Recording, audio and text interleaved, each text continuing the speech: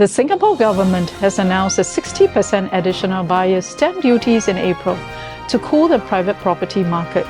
Was the decline in second quarter private property prices attributed to foreign buyers? Has the ABSD dampened demand for private properties for local buyers?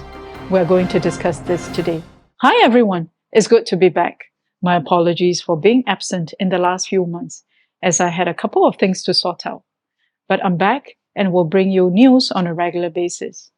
There was a lot of hoo-ha when the Singapore government implemented a steep 60% buyer's stamp duties on foreign buyers and an increase in ABSD for second and third properties for Singaporeans and PR buyers in April this year. Some people expect headwinds in the property prices, while others continue to be optimistic after the implementation of these hefty ABSDs.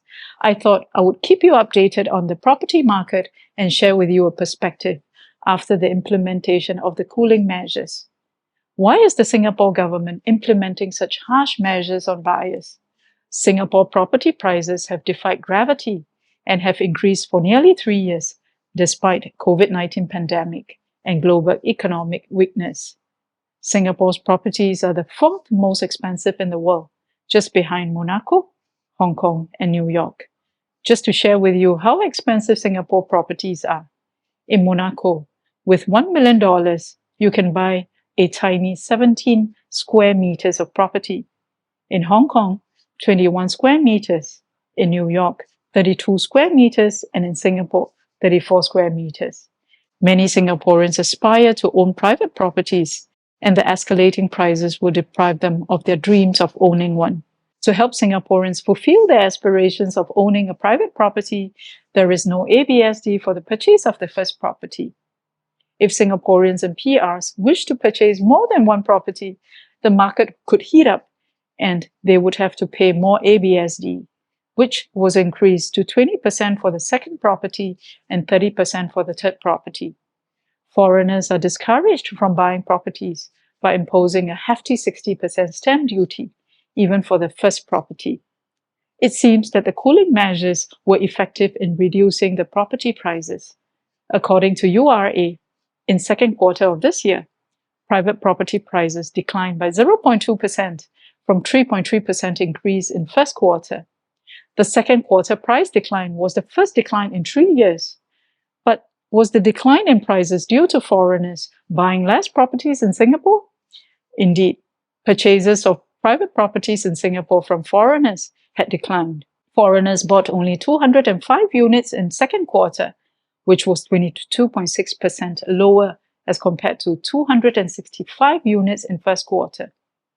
Foreign buyers constituted about 4.1% of the total sales, which was lower than 6.3% in first quarter. So the majority of the buyers are largely Singaporeans and PRs.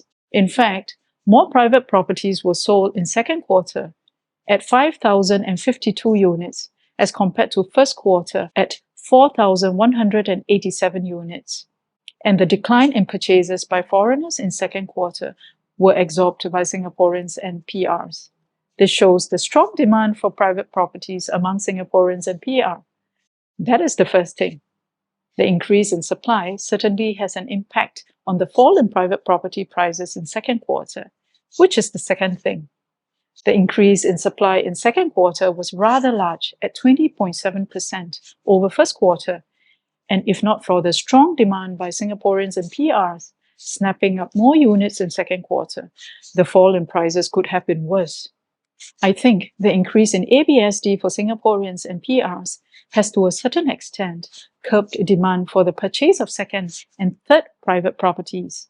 And if ABSDs were not increased, the property prices could have continued to rise. That's the third thing. The key questions are, will the government moderate the supply of private housing, and will the demand from Singaporeans and PRs continue to be strong?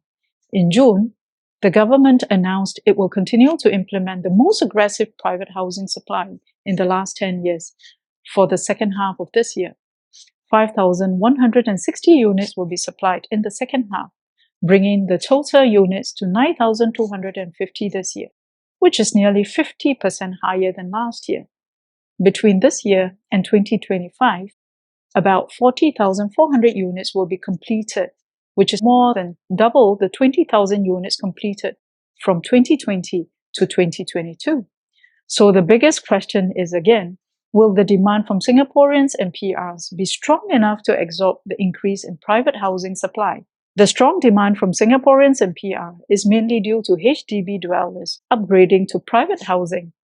Selling the HDBs at good prices is an important factor for upgrading to private properties. HDB resale prices are still robust, although it has increased by a lower rate of 1.4% in second quarter over the last quarter. The lower rate of increase in second quarter was also lower than the average quarterly growth of 2.5% for the whole of last year.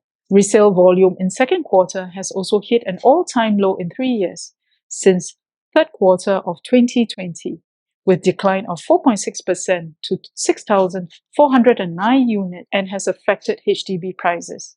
34 HDB flats were sold for more than $1 million in June, and a flat at the peak at Toa Payoh was sold for a whopping $1.38 million. How incredible! Well, it looks like sales volume has rebounded in July. HDB resale prices increased at a lower rate of 0.3% over June than the 1.4% growth in second quarter. But these HDB upgraders continue to buy new private properties. Sales volume rebounded strongly in July and increased by 4 times to 1,412 units from June. The demand from PRs for new private properties has also been strong.